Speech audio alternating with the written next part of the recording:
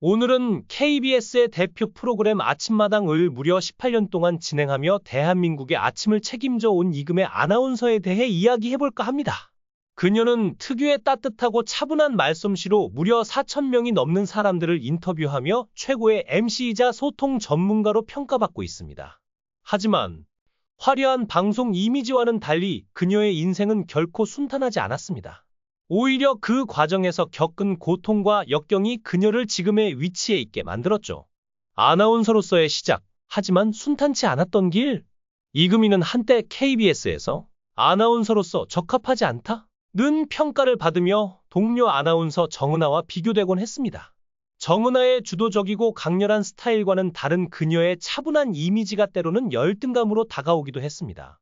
더군다나 결혼으로 이어질 듯했던 진지한 관계 역시 끝내 성사되지 않으며 노처녀라는 꼬리표까지 따라다니는 시절도 있었습니다. 하지만 이금희는 모든 어려움을 견뎌내며 자신의 길을 묵묵히 걸어왔습니다. 1965년 넷째 딸로 태어난 이금희의 힘겨운 가정사. 1965년 경기도에서 태어난 이금희는 넷째 딸로 어려운 가정환경 속에서 자라났습니다. 부모님은 딸 셋을 낳은 후 더 이상 아이를 낳지 않기로 결심했으나 결국 이금희가 태어났고 이후 또 한 명의 여동생이 태어나면서 총 5자매로 이뤄진 가족이 되었습니다. 아버지는 경찰 공무원으로 일했지만 그 월급만으로는 5딸과 아내를 부양하기에 부족했습니다.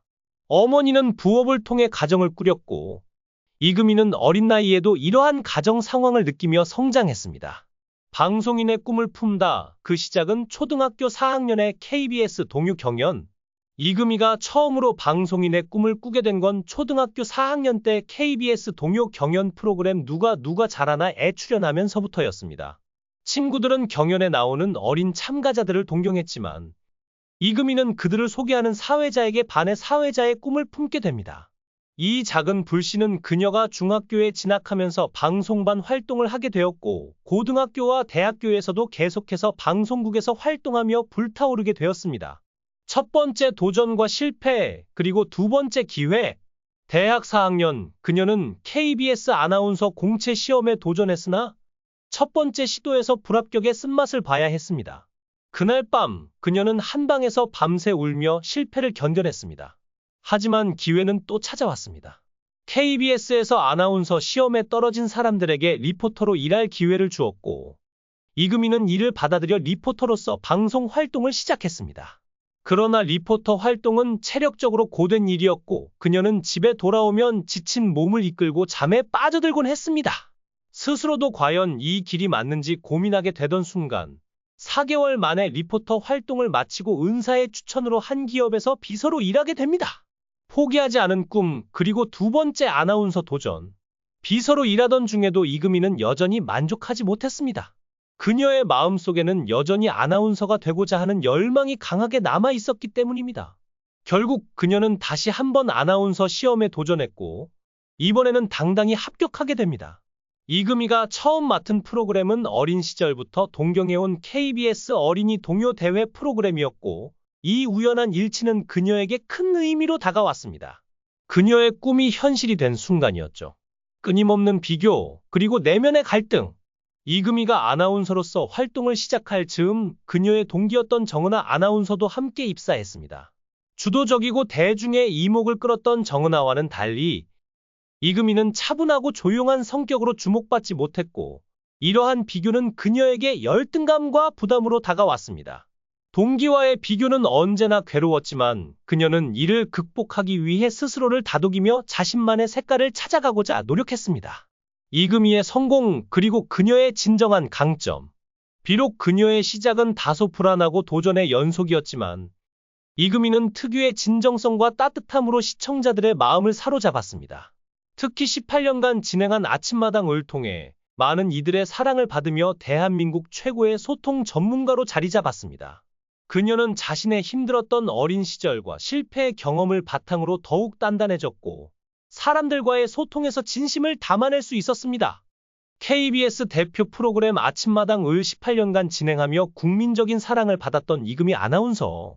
그녀의 따뜻한 말솜씨와 특유의 소통 능력 덕분에 방송계 최고의 MC로 자리매김했지만 그 뒤에는 우리가 알지 못한 도전과 역경이 숨겨져 있었습니다. 정은아와의 비교, 그리고 열등감의 극복. 초창기 이금희는 동기 아나운서 정은아와 자주 비교되었습니다.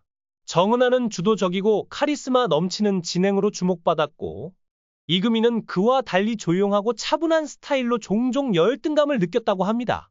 하지만 시간이 흐르면서 그녀는 이러한 부정적인 감정을 극복하게 됩니다. 촌스럽다는 평가에 대해 오히려 그녀는 이를 자신의 강점으로 삼았습니다.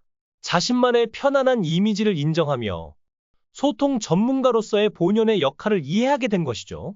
이금희는 말을 잘한다는 건 상대방을 잘 듣는 능력이라고 생각하며 인터뷰어로서 최고의 자질을 키워나갔습니다.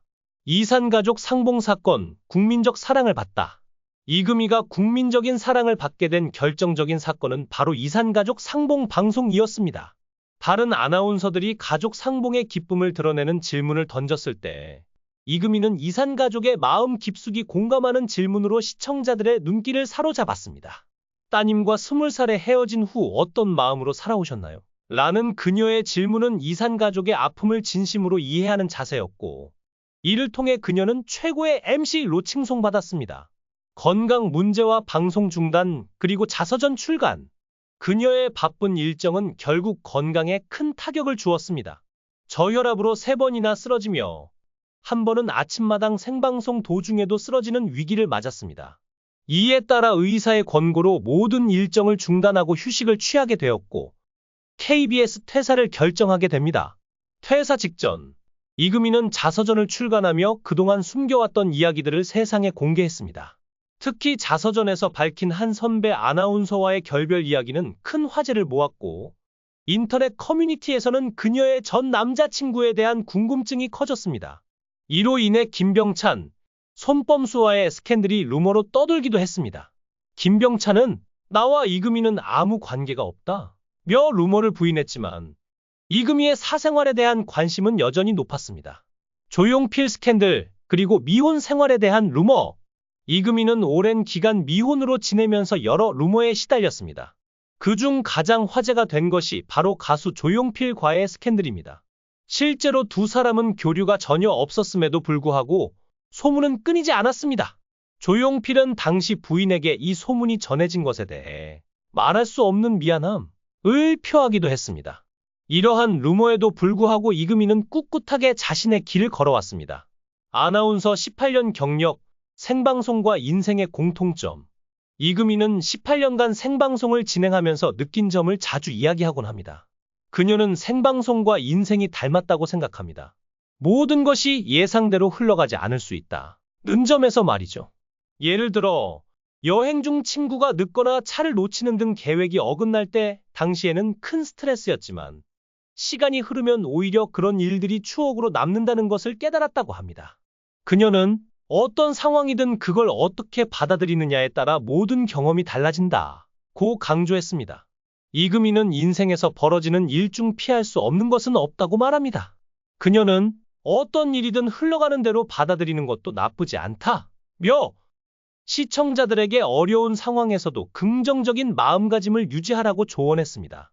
결국 시간이 지나면 모든 일들은 추억으로 남게 될 것이라는 메시지를 전하며 그녀는 여전히 많은 이들에게 큰 위로와 힘이 되고 있습니다.